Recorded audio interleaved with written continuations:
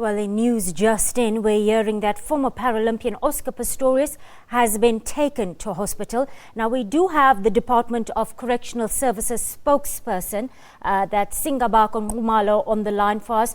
Good afternoon, sir, and thank you for your time on the SABC News Desk. If you can hear me, Oscar Pistorius in hospital, what can you tell us this hour? Thank you for the opportunity. As a department, we can confirm that offender Oscar Pistorius was taken to an outside medical establishment for medical examination and is expected back in our facility later today. Can you give us any idea of what kind of symptoms or what kind of medical difficulty Oscar is experiencing right now? There is nothing out of the ordinary.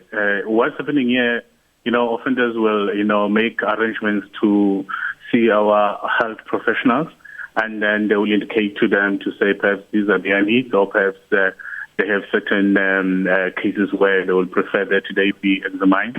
And then the health professional will then make a recommendation that this offender be taken to an outside facility to conduct thorough medical examination. So hence we are saying this is nothing out of the ordinary and is expected back today in our facility. Can you just elaborate on the regulations around if it does come to a point where Oscar has to remain in hospital?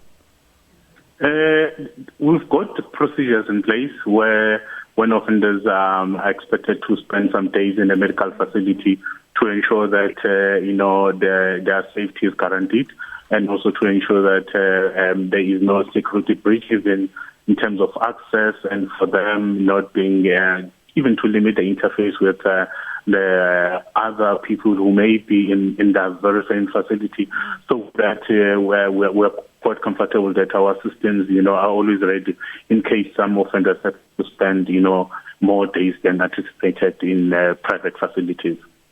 A story like this always attracts a rather strong media contingent. What kind of processes or plans do you have around media control in this particular case?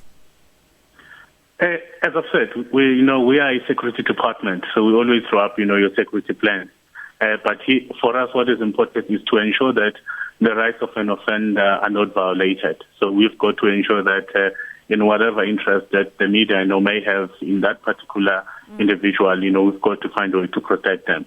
And we have to ensure that at the end of the day, an offender will not feel as if, his medical condition or whatever his needs may be, were taken to another level where his rights were then violated. So it's always important to us that we follow our policies and procedures and ensure that offenders, are treated the same, and to protect them from all other pressures that we may experience.